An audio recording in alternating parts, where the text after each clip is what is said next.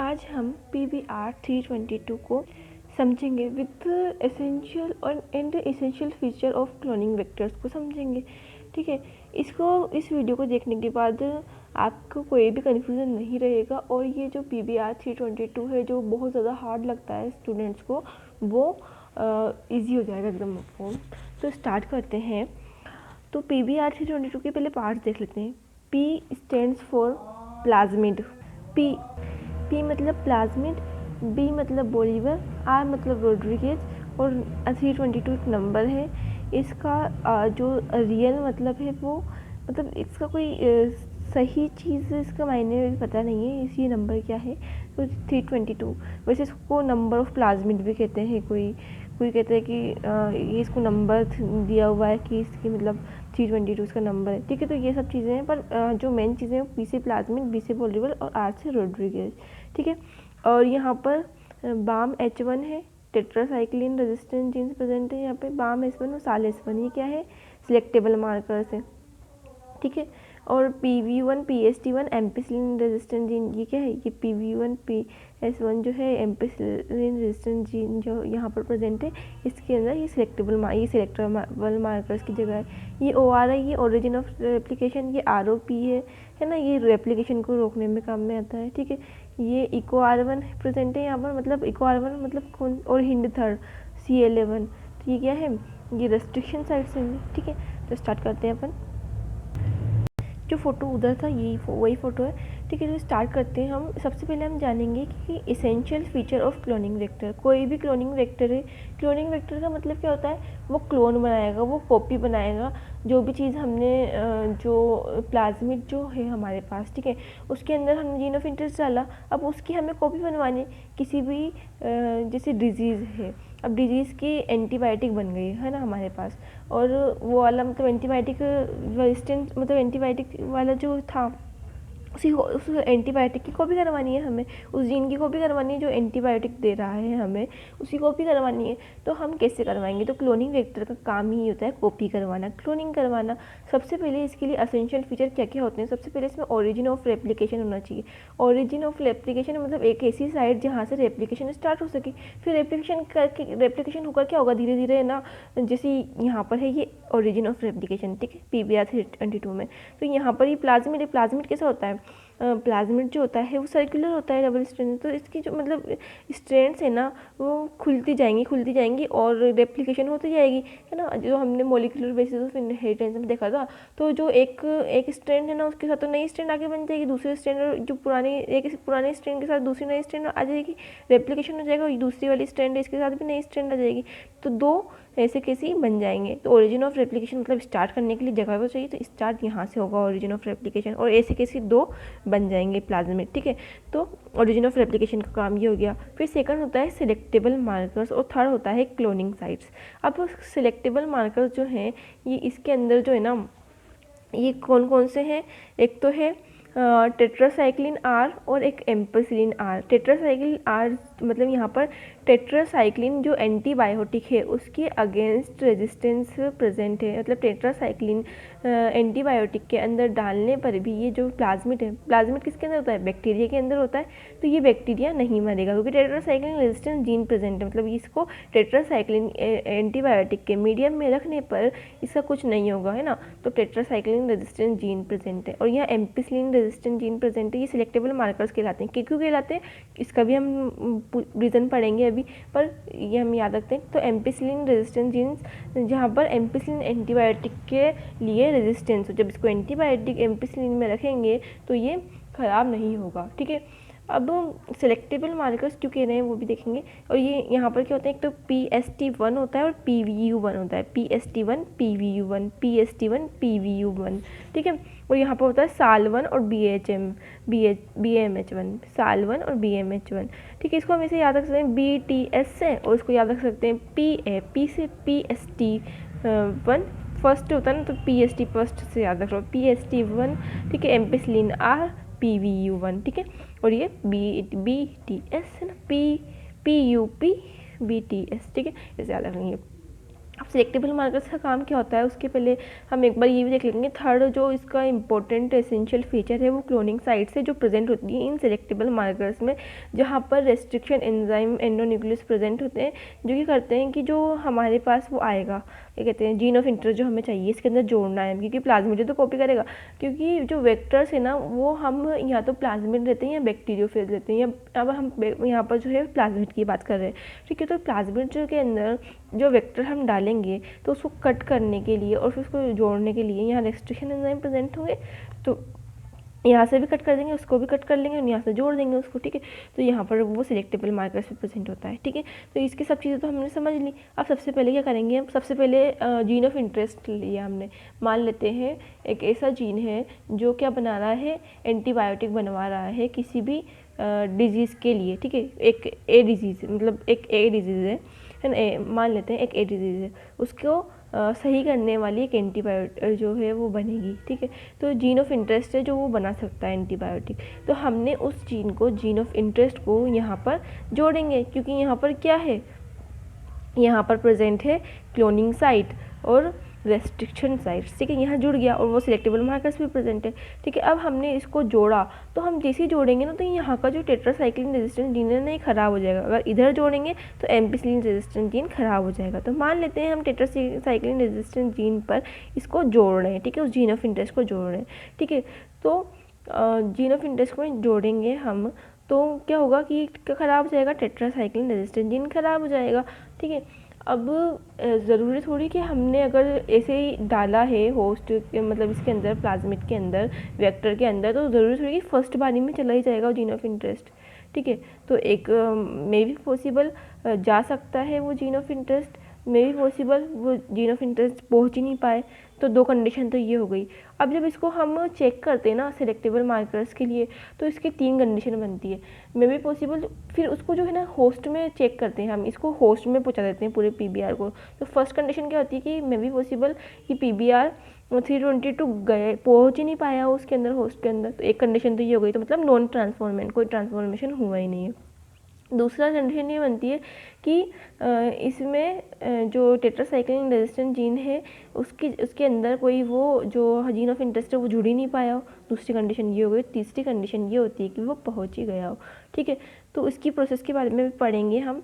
तो अपन ने सबसे पहले क्या देखा, क्लोनिंग साइट्स के बारे में देखा जो क्लोनिंग करवाएंगी, ओरिजिन ऑफ रेप्लिकेशन के बारे में देखा, जो सिलेक्टेबल मार्कर्स की तो हम सिलेक्टेबल मार्कर्स से तो हम देख रहे हैं कि भाई ट्रांसफॉर्मेशन हुई है या नहीं हुई है ना। अगर ट्रांसफॉर्मेशन हो गई है तो ओरिजिन ऑफ रेप्लिकेशन से, वैसे भी रेप्लिकेट तो हो गई सही, तो अगर ट्रांसफॉर्मेशन हो भी गई है ना तो फिर जो रेप्लिकेशन होगी ना तो उसके अंदर जो बनेगा नया वाला जो प्लाज्मिड बनेगा, उसकी कॉपीज़ बनेगी, उसमें भी वो जीन ऑफ इंटरेस्ट आ जाएगा, ठीक है।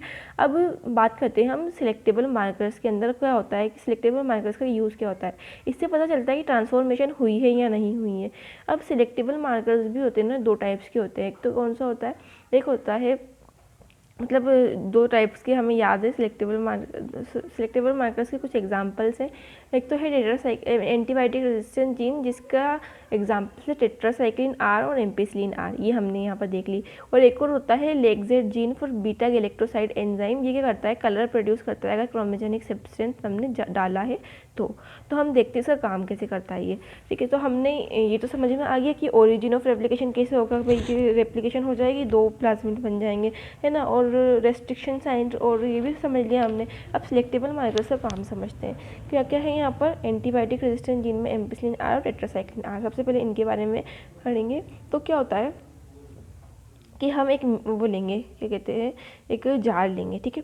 उसके अंदर हम डालेंगे अपने इस प्लाज्मिड को, ठीक है, और उसमें जीन ऑफ इंटरेस्ट को अंदर इंसर्ट करवाएंगे, ठीक है। तो हमें क्या करेंगे, हमें क्या मिलेगा, एक तो ऐसा प्लाज्मिड मिलेगा जिसमें जीन ऑफ इंटरेस्ट, क्योंकि 2 प्लाज्मिड लिए हमने, तो एक या फिर बहुत सारे प्लाज्मिड लिए, ठीक है। तो उसमें से किसी किसी में जीन ऑफ इंटरेस्ट जाएगा और किसी किसी में नहीं भी जा पाएगा। तो हमें मान लेते हैं 2 कंडीशन मिली। एक कंडीशन तो ये थी कि एक जो प्लाज्मिड था उसमें हमारा जीन ऑफ इंटरेस्ट चला गया और कहाँ गया, इस टेट्रासाइक्लिन वाली साइट पर जुड़ गया, ठीक है। तो मतलब टेट्रासाइक्लिन रेजिस्टेंट जीन खराब हो गया।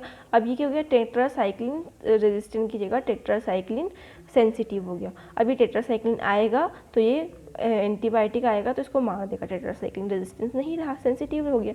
ठीक है, तो मान लेते हैं यहाँ पर जीन ऑफ इंटरेस्ट इंसर्ट हो गया है। एक कंडीशन तो ये बनती है। दूसरी कंडीशन ये होती है कि ये कोई इंसर्ट ही नहीं हो पाया, तो मतलब टेट्रासाइक्लिन रेजिस्टेंस जीन है, मतलब ठीक है। अब हम इसको जो बने हैं इनको ट्रांसफॉर्मेशन करवा देंगे।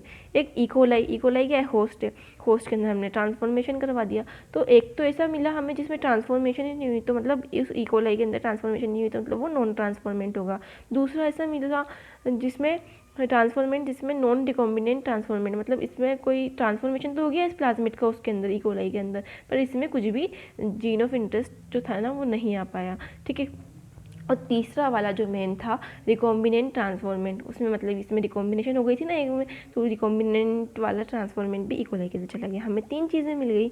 ठीक है, बहुत सारे मिलते हैं पर हम जो चीज़ 3 कंडीशन होती है ना उन तीनों कंडीशन की बात करेंगे।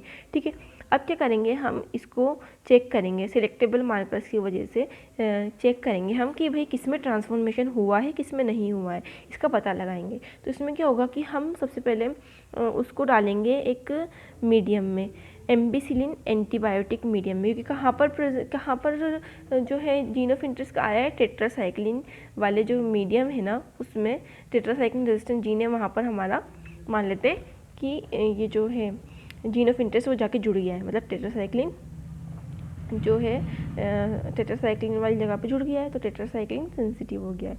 अब हमने इसको जैसे ही एम्पिसिलिन मीडियम में डाला तो इसके पास 3 तरह की चीज़ें थी, हमारे 3 तरह के हमारे पास ट्रांसफॉर्मेंट थे। फर्स्ट था नॉन ट्रांसफॉर्मेंट। अब नॉन ट्रांसफॉर्मेंट में ना तो एम्पिसिलिन रेजिस्टेंट जीन है ना टेट्रासाइक्लिन रेजिस्टेंट जीन है, तो कोई से भी रेजिस्टेंस तो है ही नहीं इसके पास, तो मतलब वो प्लाज्मिड मर जाएगा, का मतलब वो जो होस्ट है वो मर जाएगा, क्योंकि उसके अंदर कोई सी भी चीज़ रेजिस्टेंस है ही नहीं, क्योंकि उसमें प्लाज्मिड नहीं है, और प्लाज्मिड में तो ये रेजिस्टेंस जीन प्रेजेंट होते हैं। तो एम्पिसिलिन मीडियम में दोनों मर जाएंगे, ग्रो नहीं करेंगे, मतलब वो वाला ग्रो नहीं करेगा नॉन ट्रांसफॉर्मेंट।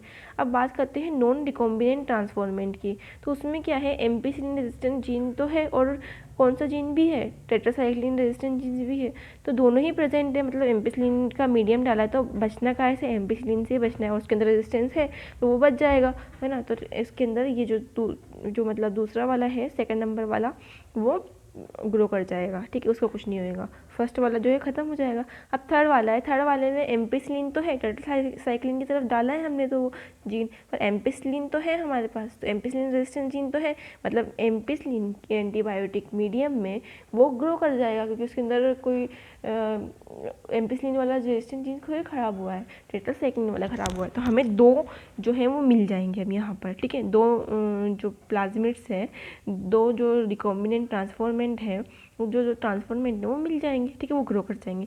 अब तीसरा काम करेंगे हम कि अब रिकॉम्बिनेंट ट्रांसफॉर्मेंट का पता लगाएंगे। तो फर्स्ट तो हमें पता चल ही गया, ये तो ख़त्म हो ही गया था जिसके अंदर कुछ भी नहीं, जो नॉन ट्रांसफॉर्मेंट था। अब थर्ड जो है ना उसमें हम क्या करेंगे, जो मीडियम है वो लेंगे हम टेट्रासाइक्लिन एंटीबायोटिक का। अब इसमें क्या हुआ, टेट्रासाइक्लिन रेजिस्टेंट जीन पहले था, पर अब इसमें जैसे हमने जीन ऑफ इंटरेस्ट करवा दिया, मतलब ख़राब हो गया है ये। अब ख़राब हुआ है तो टेट्रासाइक्लिन के मीडियम में टेट्रासाइक्लिन सेंसिटिव हो गया, टेट्रासाइक्लिन आएगी तो ये भी ख़त्म हो जाएगा। फर्स्ट वाला तो वैसे ही ख़त्म होगा क्योंकि नॉन ट्रांसफॉर्मेंट है, उसमें तो ना तो एम्पिसिलिन रेजिस्टेंट जीन है ना टेट्रासाइक्लिन रेजिस्टेंट जीन है, तो वो तो ख़त्म ही हो जाएगा। सेकंड वाला जो है नॉन रिकॉम्बिनेंट ट्रांसफॉर्मेंट, उसमें टेट्रासाइक्लिन रेजिस्टेंट भी और एम्पिसिलिन रेजिस्टेंट भी है। टेट्रासाइक्लिन के मीडियम में जैसे ही डालेंगे ना उसको, तो फिर क्या होगा कि उसमें तो हैगा रेजिस्टेंट जीन, तो फिर वो टेट्रासाइक्लिन के मीडियम में भी ग्रो कर जाएगा। पर जो थर्ड वाला है, जो रिकॉम्बिनेशन हुई है जिसमें, तो हमें पता चल जाएगा यहाँ से कि जो रिकॉम्बिनेशन हुई है ना, तो फिर वो भी ग्रो नहीं कर पाएगा, क्योंकि उसमें टेट्रासाइक्लिन रेजिस्टेंट जीन रहा ही नहीं, सेंसिटिव जीन हो गया है, तो वो ग्रो नहीं कर पाएगा और उसकी भी ड्राई जाएगी। तो हमें पता चलेगा कि जो थर्ड नंबर का था वो टेट्रासाइक्लिन एंटीबायोटिक की उपस्थिति में ख़त्म हो चुका है, ग्रो नहीं कर पाया, तो वो जो है रिकॉम्बिनेंट ट्रांसफॉर्मेशन हुआ है यहाँ पर। तो ऐसे इसको हम पता लगा सकते हैं। ठीक है, उसके अलावा जो एक और होता है लेगजेड जीन जो होता है ना, वो भी इसी प्रेजेंट होता है। तो लेगजेड जीन मान लेते हैं प्रेजेंट है किसी उसमें। ठीक है,